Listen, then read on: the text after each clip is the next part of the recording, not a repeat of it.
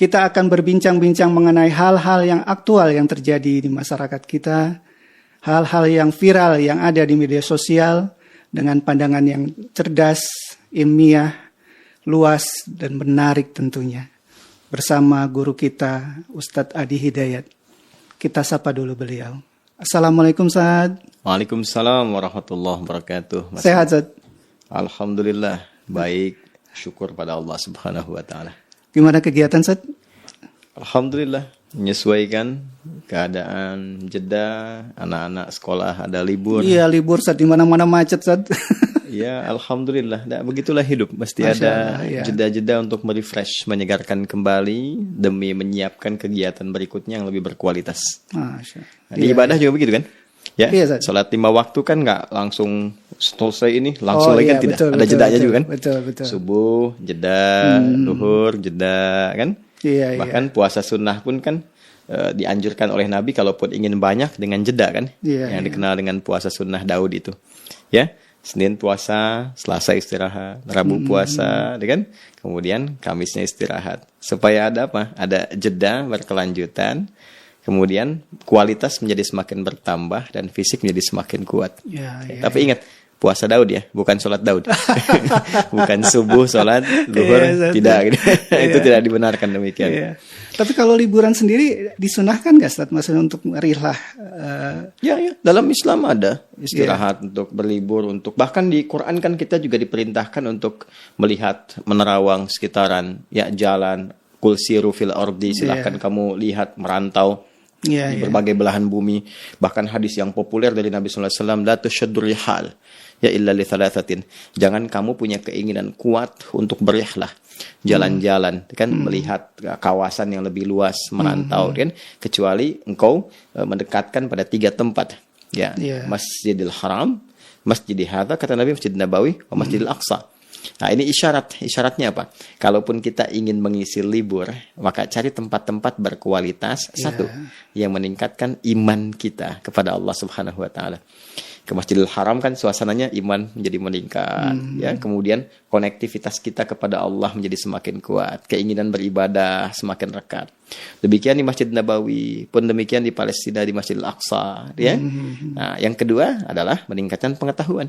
Di sekitaran Masjidil Haram itu kan banyak situs-situs sejarah Islam yang menjadi bukti nyata bagaimana dakwah pertama kali berjalan, kehidupan Nabi, kan? Fatrah masa Mekah, kemudian ketika pindah ke Yathrib yang kelak jadi Al-Madinah Al-Munawwarah. Banyak situsnya. Jadi saksi bagaimana perjuangan kebaikan, pancaran cahaya-cahaya Islam yang menghasilkan peradaban dan inspirasi bagi dunia. Jadi kalau kita mau tarik spiritnya, liburan ingin kita isi misalnya ke berbagai tempat, silahkan berkunjung, bisa ke saudara, menguatkan silaturahim, charge lagi, kan? Iya. Bisa ke tempat-tempat di Indonesia juga, masya Allah banyak Masya Allah, situs-situs yang cukup baik ya. Iya. Bisa yang mendekatkan pada keimanan, seperti kita berkunjung misalnya ke Aceh, ya. Kemudian juga sepanjang jalur Pantura itu kan banyak jejak atau napak tilas keislaman yang bisa digali dari ulama dulu.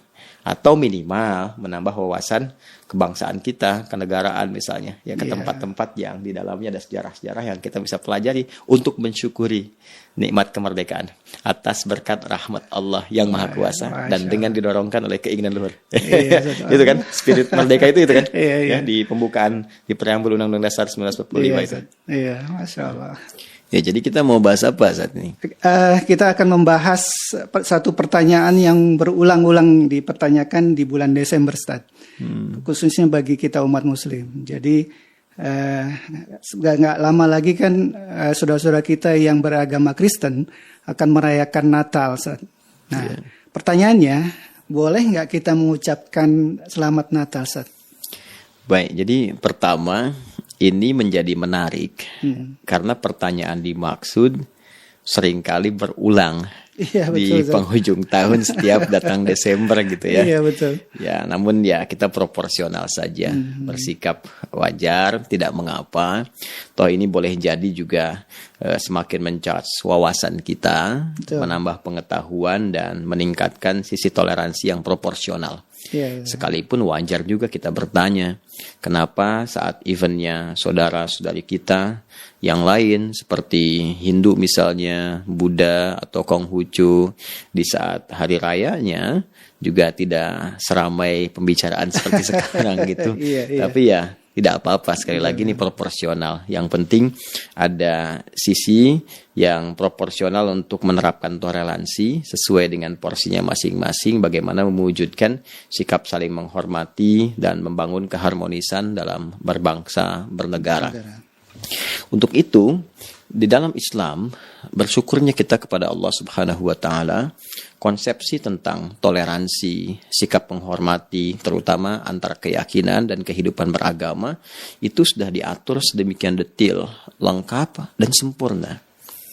Ya, dalam konteks ini, Islam membagi kepada dua bagian sisi toleransi yang terkait dengan aspek beragama ini. Apakah pembahasannya masuk di ranah ibadah, dalam konteks hubungan kita, konektivitas kita dengan Allah Subhanahu wa taala, dengan Tuhan yang kita yakini, kan? Ataukah yang dimaksudkan ini sisi muamalah, konektivitas kita secara sosial dalam berkehidupan bermasyarakat misalnya, atau berbangsa, bernegara. Nah, Islam mengatur itu secara sempurna, memberikan ruang-ruang untuk kita berinteraksi dan batas-batas yang di dalamnya terdapat unsur penghormatan, saling menghargai, dan toleransi tingkat tinggi. Ya, saya beri contoh misalnya, ketika berbicara tentang persoalan agama, bagaimana toleransinya? Sangat sempurna. Bahkan turun surah sekaligus satu surah.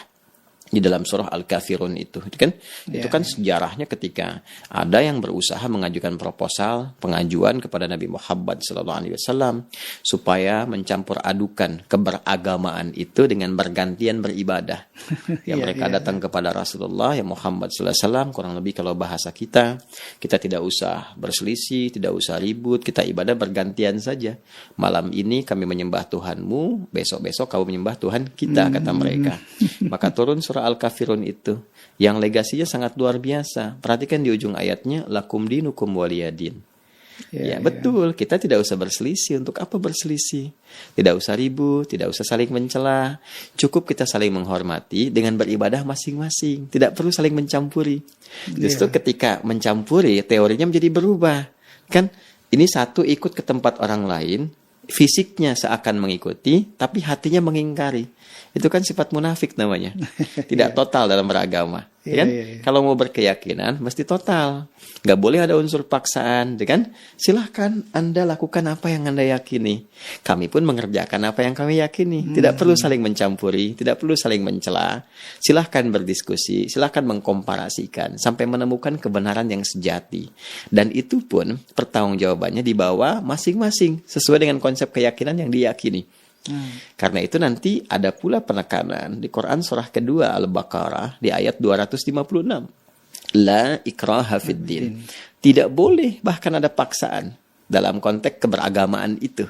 Ya, ad-din itu bisa ditafsirkan pertama Islam, Quran surah ketiga Ali Imran ayat 19. Inna ad-dina indallahil Islam. Sungguh agama yang diridhai, ad-din yang diridhai oleh Allah adalah Islam. Jadi kalau kita mau kaitkan Quran surah ketiga Ali Imran ayat 19 dengan Quran surah kedua Al-Baqarah ayat 256, untuk masuk Islam pun nggak boleh dipaksa. Jadi kita nggak boleh paksa orang tuh untuk masuk Islam, atau misalnya nyogok dengan bantuan. Ada orang kena musibah, kita kirimkan sembako. Kalau nggak baca syahadat misalnya nggak dikasih, atau kasih biskuit mereknya syahadat yang kalau dimakan langsung la ilaha illallah gitu. Itu nggak boleh, nggak boleh. Bahkan bisa berdosa. Ya, tidak diperkenankan memaksa orang, ya, itu tidak diperkenankan. Bahkan Nabi pun ketika sedang berdakwah itu menunaikan tugas risalah, itu jelas kalimatnya, fadzakir innama anta mudzakir lasta alaihim bimusaitir. Muhammad sallallahu alaihi wasallam, silahkan ingatkan, ya, sampaikan kepada mereka risalah, sadarkan, ya, kemudian silahkan ajak untuk meriset, ajak untuk menilai sampai menemukan kebenaran yang sejati. Engkau tidak ditugaskan untuk memaksa orang. Lasta alaihim bimusaitir, kan? Maka siapa kita harus memaksa orang lain?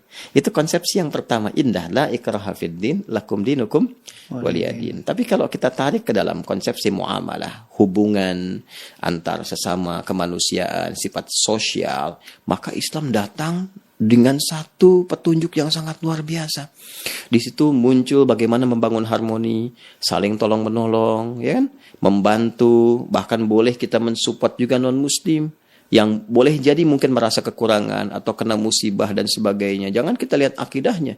Dalam konteks membangun bangsa bernegara, boleh jadi di kantor misalnya ada kawannya yang non-muslim juga, ya kan? Misalnya di instansi pemerintahan atau bahkan di kemiliteran, nggak semuanya mungkin orang Islam, tapi mereka bekerja sama membangun keharmonisan untuk apa?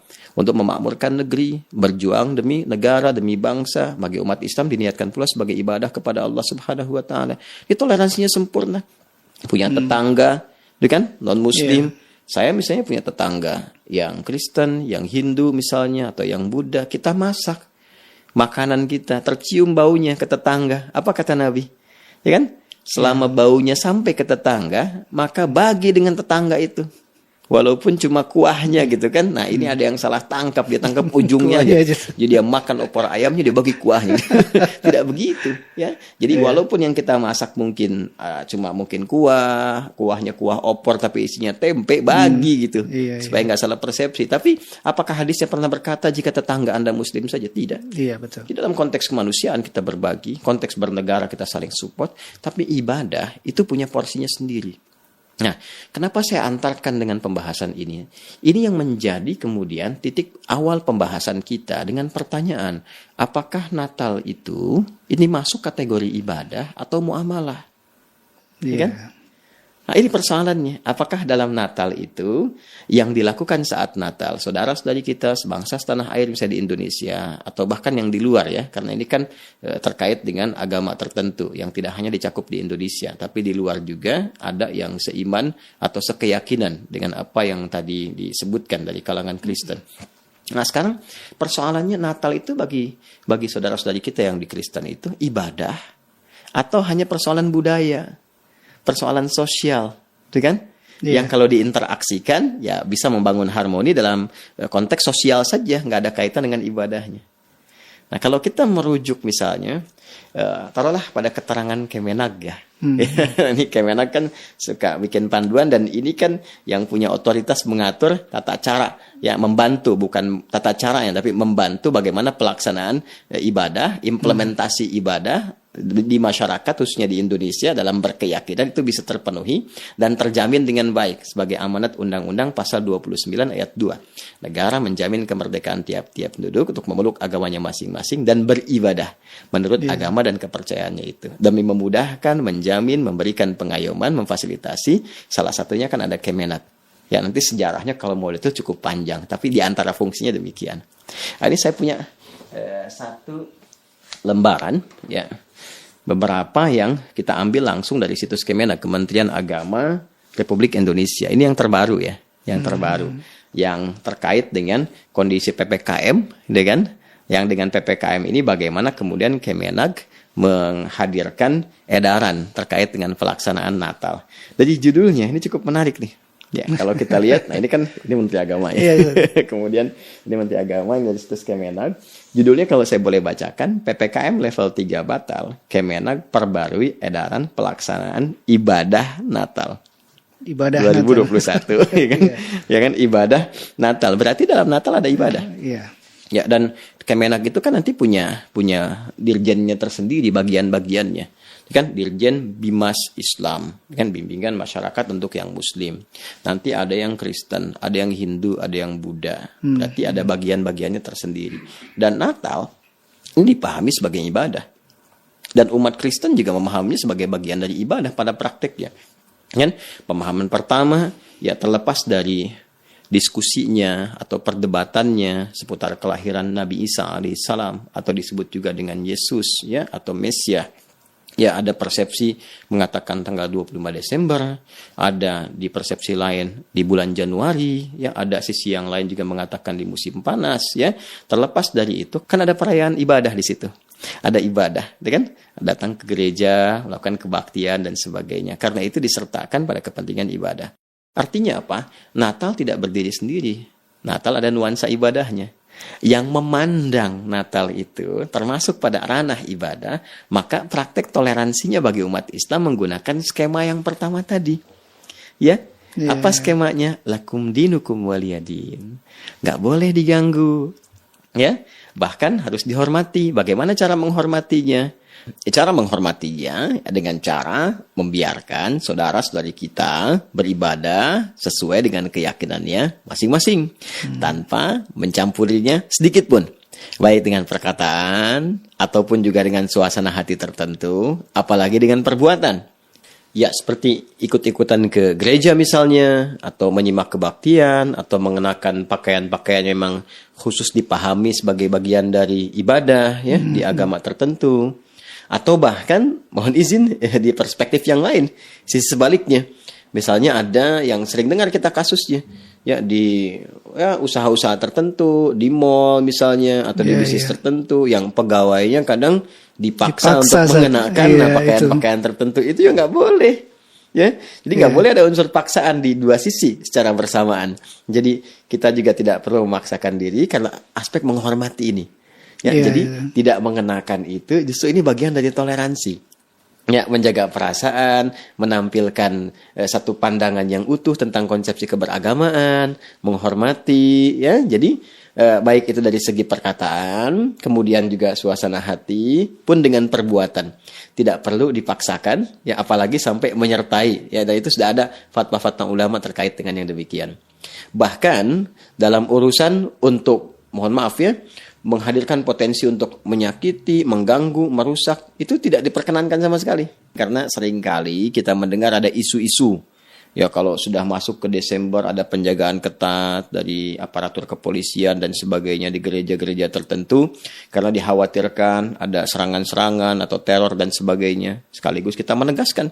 Ya kita menegaskan. Ya, khususnya pada umat Islam bahwa tidak boleh sama sekali mengganggu. Apalagi merusak. Mencela pun tidak diperkenankan. Itu ada surahnya sendiri loh. Surah ke-6 Al-An'am ayat 108. Wala tasubbul ladzina yad'una min dunillahi fayasubbullaha adwan bighairi ilm.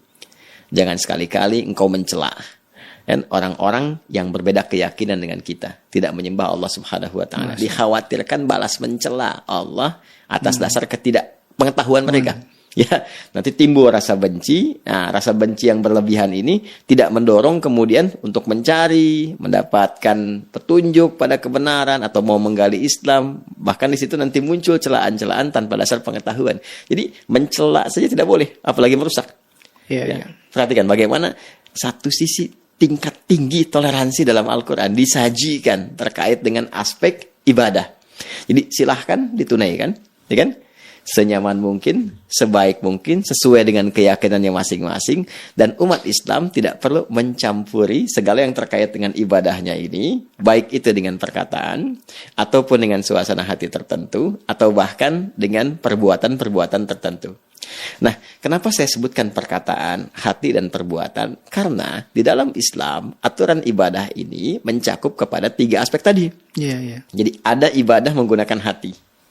Ya, masih ingat kan babnya? Bab niat kan? Niat itu kan bersumbernya di mana? Dalam hati.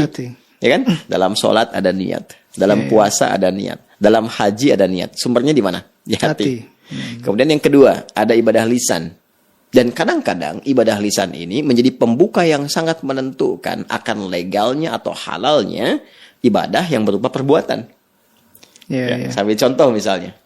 Mas Lik sudah menikah kan? Ya, punya keluarga, punya anak, punya istri. Legalnya, halalnya, hubungan antara suami dan istri, kapan itu dibenarkan, dibolehkan, itu ternyata dibuka dengan ibadah lisan. Saya terima nikahnya si Fulana binti Fulan dengan mas kawin sekian dibayar tunai. Ada ijab, ada qabul. Ijab dan qabul, bukankah itu perkataan? Itu ibadah. Dan disebut mitsaqan ghalidha, perjanjian yang sangat kuat. Komitmen yang harus dipegang erat. Itu ibadah. Itu dengan lisan. Kemudian juga syahadat. Ya, pokok pertama, rukun Islam yang pertama itu kan syahadat. Asyhadu an la ilaha illallah wa asyhadu anna Muhammadar Rasulullah. Dengan apa diucapkan? Lisan. Dengan lisan kan. Maka lisan pun beribadah. Kan? Kemudian perbuatan. Ya, perbuatan kita sholat, bergerak, gitu kan? Kemudian juga kita membaca Al-Quran dengan megang mushaf dan sebagainya. Bahkan ada gabungan antara lisan, hati, dan perbuatan seperti sholat. Sholat diniatkan dalam hati.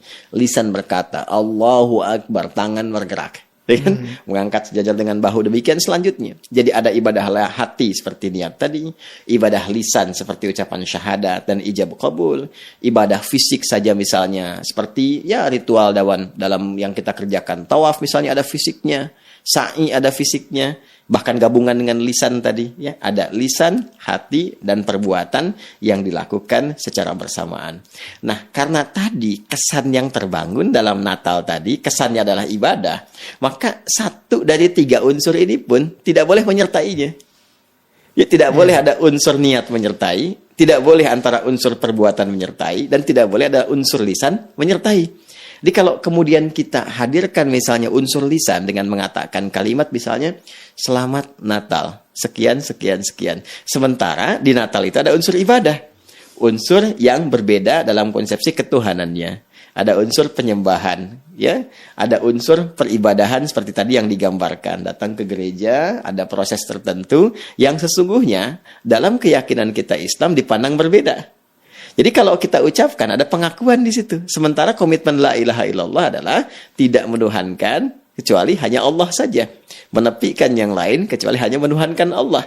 Jadi kalau ada konsepsi bertentangan dengan la ilaha illallah, kita mesti tolak, ya kan? Nah, itu kan komitmen beribadah kita. Ya, komitmen beribadah yang itu pun dijamin oleh undang-undang dan dipahami oleh sesama. Jadi memang kaidah dasarnya setiap pemeluk agama itu harus meyakini bahwa apa yang dianutnya itu yang paling benar. Itu biasa. Ya, biasa. Dan toleransinya memang yang paling ideal yang tadi lakum dinukum waliyadin, sudah kita menghargai saja, menghormati, kan tidak ada masalah tuh. Iya, sebetulnya nggak ada masalah. Dan yang paling menarik begini ya, yang paling menarik bahkan saudara-saudari kita pun sebangsa setanah air yang berbeda keyakinan, misalnya baik itu di Kristen ya ataupun mungkin Katolik atau Hindu Buddha atau Konghucu, di hari-hari besarnya tidak pernah menuntut kepada kita. Seperti kita pun tidak pernah menuntut di Idul Fitri harus ucapkan ya selamat Idul Fitri ya, Idul Adha ya, waktu Idul Adha kami ini mayoritas loh, kan tidak pernah begitu. Kita tidak pernah membangun isu mayoritas, minoritas, tidak pernah seperti itu. Ya, bahkan saya pernah katakan sesuatu yang biasanya digunakan di tempat lain, di negara lain sebagai toleransi ya dalam konteks keagamaan, ya konteks keumatan, bahkan mayoritas agama yang ada di tempat itu hari liburnya digunakan ya berdasarkan hari ibadahnya yang mayoritas itu. Kalau Anda mau lihat di Eropa hari liburnya ada apa? Minggu kan? Mereka menyebutnya dengan minggu kan? Baik. Kalau di Arab umumnya di Mekah hari apa? Jumat. Kan di Saudi Jumat. Di mana lagi? Di Qatar misalnya Jumat, kan? Ya, kenapa? Karena kebanyakan hari Jumat itu orang Muslim di sana kan menunaikan ibadah sholat Jumat. Umumnya Jumatan. Di Eropa hari Minggu umumnya pada ke gereja. Di Amerika Minggu karena hari untuk ibadahnya hari Minggu. Jadi yang mayoritas punya hari ibadah jadikan hari libur. Di Indonesia mayoritasnya Muslim. Tapi hari liburnya hari apa? Ahad. Coba Anda bisa lihat kan? Dan kita tidak pernah menyampaikan isu semacam itu. Jadi kita tuh hatam toleransi. Ya, alhamdulillah nggak pernah ada yang menyoal. Jadi kita biasa saja gitu, sudah terbiasa dengan itu semua, menghargai sepanjang itu bisa kita sesuaikan untuk keharmonisan membangun bangsa, negara kita bersama-sama. Nah, tadi tarik ke dalam konsepsi beribadah, dalam toleransi beribadah pun itu porsinya ada. Ya, jangan sampai dipahami bahwa karena tidak mengucapkan nggak toleran. Jadi kita edukasi dulu, ini loh kenapa di umat Islam tidak mengucapkan dalam konteks ini selamat ya pada satu agama tertentu pada hari rayanya, karena di hari raya itu ada nuansa ibadahnya, nilai ibadahnya. Terkait dengan Natal pun di sini kan ada yang tadi saya sampaikan dari Kementerian Agama, bahkan ini kan rinci kita print out tuh surat edarannya nomor ×2 SE itu kan ×33 tahun 2021 ya tentang pencegahan dan penanggulangan coronavirus disease 2019 dalam pelaksanaan ibadah dan peringatan Hari Raya Natal tahun 2021. Nah, jadi sesungguhnya menghadirkan keamanan, kenyamanan, ketentraman bagi umat lain untuk menunaikan ibadah sesuai dengan keyakinannya, itu bagian dari toleransi umat Islam tanpa harus menyertakan. Yang paling dikhawatirkan kan begini, lisan mengucapkan tapi hatinya tidak meyakini. Namanya apa tuh? Munafik saja. Jangan sampai nanti selamat ya, tapi di hatinya mengatakan tapi bohong. Kan nggak boleh begitu. Ya kan? Tidak menghargai juga. Jadi penghargaan tertinggi silahkan. masing-masing gitu kan. Nah, setelah itu ya kita berbaur, bertoleransi, membangun negeri harmoni bersama-sama. Iya. Tapi gimana Ustaz, seandainya pejabat publik harus mengucapkan itu, karena ya beliau sebagai pejabat publik yang mengayomi semua masyarakatnya, Ustaz. Apakah ini ada pengecualian atau gimana, Ustaz? Ya, seperti presiden, betul. gubernur, bahkan menteri agama. Menteri agama ini Ya, saya. karena akan mengayomi seluruh agama Betul, untuk Ustaz. di Indonesia, atau bahkan lebih dahsyat daripada itu, adanya satu hubungan keluarga, mungkin anak masuk Islam, orang tua belum, tuh kan? Iya, Jadi iya. ada heterogenitas dalam Betul, banyak hal keluarga. juga itu. Dan bersyukurnya, alhamdulillah, Islam pun sudah tuntas mengatur itu. Oh gitu, Ustaz. Iya, Masya Allah. baik di suasana ya, ibadah-ibadah di keyakinan tertentu, seperti misalnya momennya Natal saat ini untuk saudara-saudari kita yang di Kristen ataupun Katolik, atau bahkan di luar konteks ibadahnya secara bersosial. Ini lebih dahsyat lagi. Ya. Iya, iya. Nah, ini di Islam itu selalu ada hukum mustathnayat. Mustathnayat itu hukum-hukum pengecualian dalam kondisi darurat tertentu yang itu dibutuhkan karena timbangan-timbangan khusus, kasusnya spesial. Dan itu pun dalam istilah fikih ada dawabitnya. Ya, ada detil-detil hukum tertentu yang menyertai hanya di situasi itu saja, mengikat keadaan itu saja. Ya, karena itu ulama sudah mengkaji ini dengan cukup dalam, bahkan mengambil hukum di muamalah, kan, dalam interaksi sosial, karena perannya ada peran muamalah di situ, ya, tidak murni hanya untuk kepentingan ibadah atau bahkan menyertai itu, tidak, tapi hanya karena ada peran muamalah, interaksi dia atau amanat yang berlaku secara luas dalam konteks sosial di sini, maka diambillah kemudian spirit Quran surah ke-60 Al-Mumtahanah di ayat yang ke-8.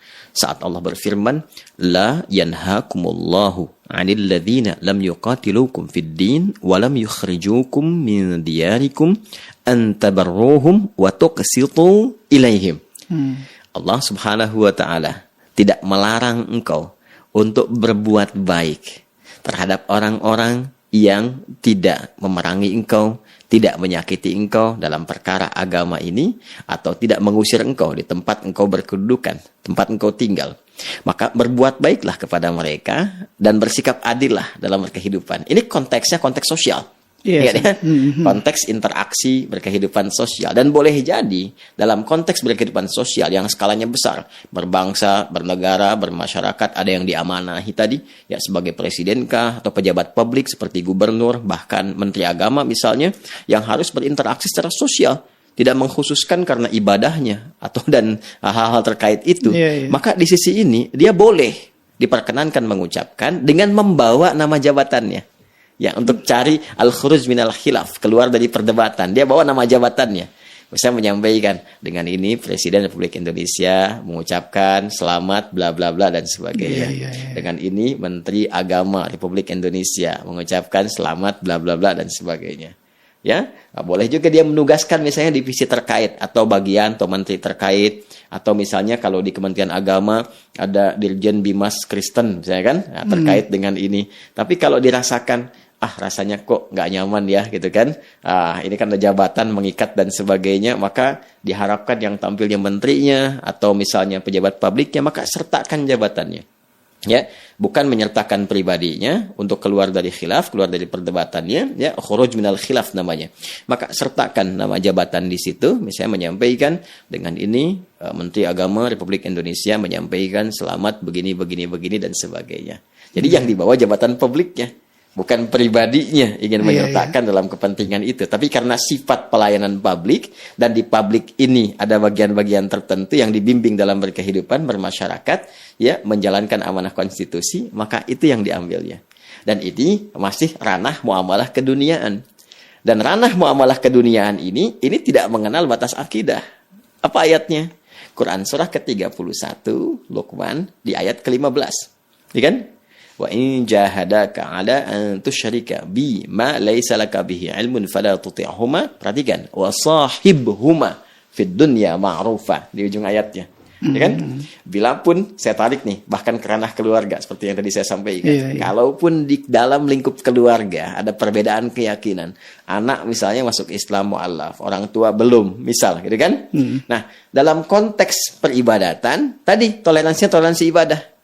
Jangan paksa, ya kan? Tidak boleh saling mencampuri, ya. Silahkan menghormati masing-masing. Kalau berdiskusi dengan cara yang baik. Kalau dipaksa pun, ya untuk balik ke agama semula dijawab dengan jawaban yang lembut, yang menyenangkan. Ya tampilkan akhlak mulia. Tapi di ujung ayatnya apa?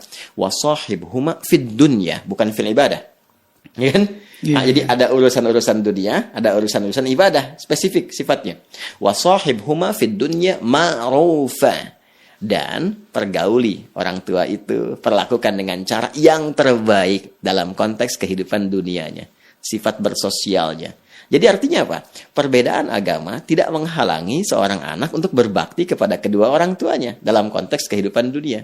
Kalau ditarik lagi ke tingkat yang lebih tinggi dalam konteks kehidupan berbangsa, bernegara, perbedaan agama tidak boleh menghalangi pejabat publik untuk bersikap adil dan melayani masyarakatnya. Iya, betul. Ya, jadi ini keadilan ini kemudian yang ditampilkan ketika ada perayaan A, perayaan B di umat A, umat B, dia boleh kemudian dengan jabatan yang melekatnya, bukan karena pribadinya, karena jabatan melekatnya.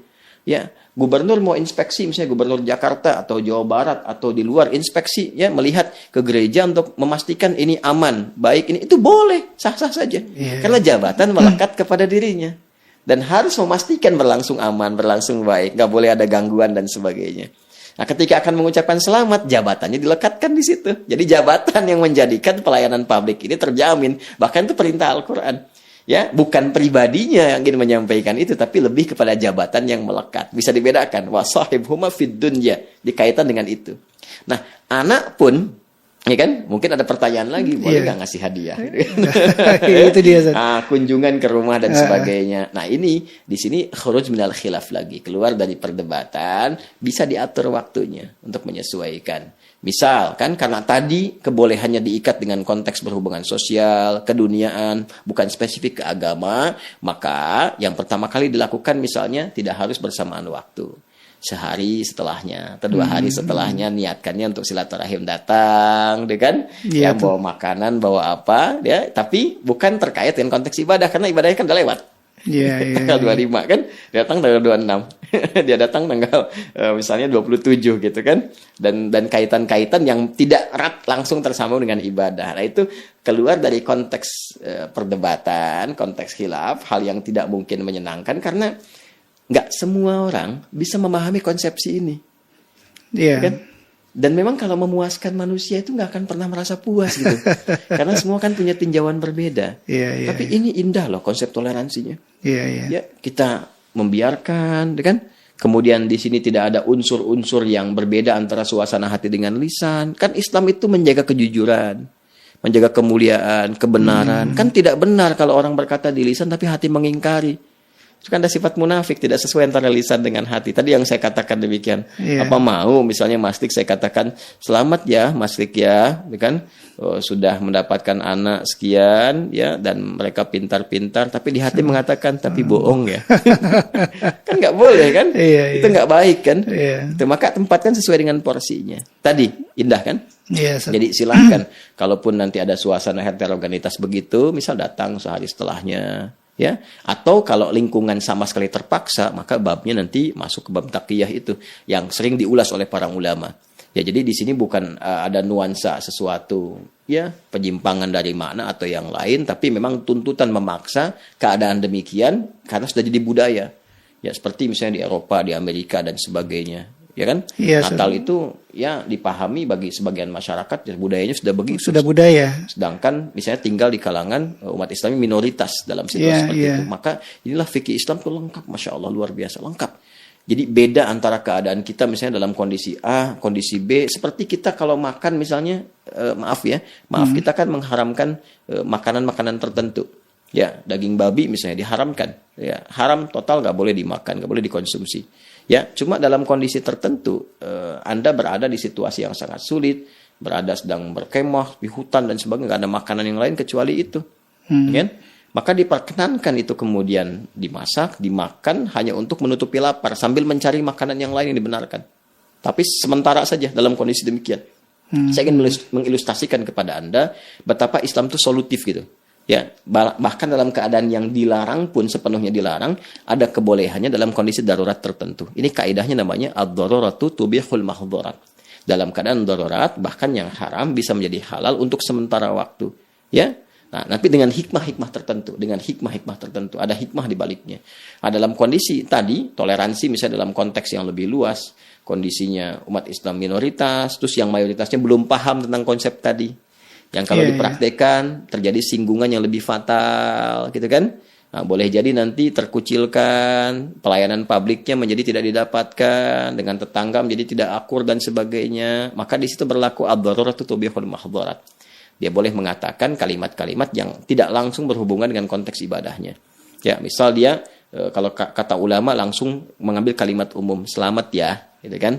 Congratulations misalnya kalau di Inggris ya. Nah, kita tidak langsung mengambil kalimat-kalimat yang spesifik pada pengucapan terkait dengan ibadahnya. Nah, itu dalam kondisi tadi. Tapi kalau kondisi saling memahami, seperti di Indonesia kan gak ada masalah. Tadi yang saya katakan, orang tidak mengucapkan pun kan tidak menyoal. Iya. Nah, jadi kalau saya lihat ada baca di berita tuh ya, Kemenak wilayah tuh di wilayah tertentu membuat himbauan, ya saya kira itu tidak diperlukan. Ya, dengar beritanya itu, ya yang membuat himbauan ke instansi tertentu supaya membuat spanduk ucapan, ya saya kira itu tidak dalam konteks yang diperlukan. Iya. Karena kan, tapi menariknya gini, disadari juga ini kan himbauan tidak dipaksa. Tapi kalau Anda kan punya otoritas, jadi begitu diturunkan ke bawah sifatnya instruktif gitu, walaupun himbauan. Sedangkan menariknya kan kalau sifatnya tidak ada paksaan, biasa-biasa saja, ya tidak perlu ada himbauan. Jadi biasa saja gitu. Ya, nah, karena itu penting kita mengedukasi, kita mencintai kehidupan berbangsa, bernegara, saling menghormati, ya kan? Dan titik toleransi tertinggi adalah kita menghormati akan tibanya hari besar, hari ibadah untuk saudara-saudari kita, ya penganut Kristen ataupun Katolik, pada waktunya untuk beribadah gitu kan. Kita menghormati dengan mempersilahkan, menunaikan sebaik, senyaman mungkin, ya kan. Tidak boleh kita mengganggu, mencela dan sebagainya, mencampuri sedikit pun baik dengan lisan, dengan hati ataupun dengan perbuatan. Dan hal-hal yang terkait dengan aspek-aspek kehidupan membangun negeri, bermasyarakat, berbangsa, kita bersama-sama. Kerja bersama, bangun harmoni, saling empati, kemudian juga bahkan saling membantu, ya, mengentaskan kemiskinan, kemudian mengentaskan kesulitan yang sekarang kita alami ini, ya, ada krisis dalam beberapa hal, baik di ekonomi, sekarang kita harus kuat kembali, ya, pasca Covid ini, kita bantu, saling support di situ, ya. Kemudian yang kedua juga, ya, krisis sosial, hubungan bermasyarakat, ini yang bikin hoax, ya, yang kadang-kadang bikin informasi yang keliru, kadang memecah persatuan, kesatuan kedua berbangsa bernegara. Itu kita harus kompak juga. Ya, Alhamdulillah saya perhatikan juga ini podcast kita diminati juga tuh. Yang non-muslim ikut nyimak, alhamdulillah. Betul, jadi kita pun edukatif ya, tampilkan yang betul. baik-baik. Tidak boleh juga menampilkan data-data yang keliru, dan pada akhirnya secara objektif dipersilahkan. Mau mengambil risalah Islam sebagai bagian terbaik dalam berkehidupan, ingin belajar, bertanya, silahkan. Tidak boleh saling mencela, menjelekan, menyampaikan aja. Ya, kita kan tidak pernah mencela, menuduh A dan B, menyampaikan persepsi begini, silahkan diuji, ya kan? Datanya dari mana, secara ilmiah seperti apa, komparasikan dalil dengan dalil, uji secara logika rasional. Pada akhirnya, kalau menemukan kebenaran yang sejati pun tidak boleh memaksa, diperkenankan. Dan semua resiko akan dibawa, dipertanggungjawabkan kepada Tuhan Allah Subhanahu wa taala ketika kembali kepadanya. Indah. Sampai di situ. Ya, jadi kalau kita simpulkan tadi ya, cukup dihormati, tidak perlu menyertai apapun, kecuali kalau ada situasi-situasi dua hal tadi. Yang pertama, pejabat publik dengan tugas melayani publiknya, ada yang melekat di dalamnya. Yang ketiga, situasi khusus darurat yang diperkenankan, karena tadi misalnya tinggal di situasi yang muslimnya minoritas, kemudian ada satu kondisi tertentu yang kalau misalnya tidak mengucapkan atau berhubungan bergaul secara langsung, ya dipandangnya pandangan-pandangan karena belum mengerti tadi, belum paham tadi, perlu ada pendekatan-pendekatan untuk memahamkan.